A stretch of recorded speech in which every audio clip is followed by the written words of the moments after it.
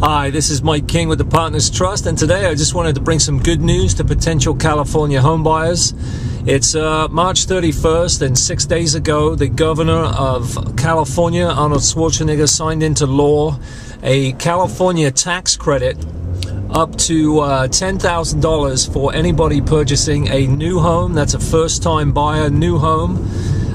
Or a non-occupied property, or previously not occupied property, or in other words, new construction. So if you add that together, if the buyer qualifies for the federal $8,000 credit and the California $10,000 credit, we're talking $18,000 of credits towards the purchase of a new home.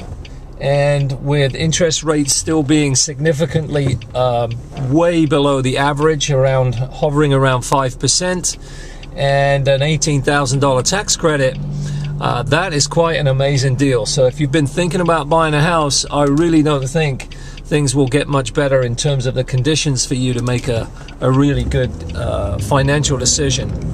If you have any more questions on this, you can email me at mike.king@thepartnerstrust.com. Take care and have a great day.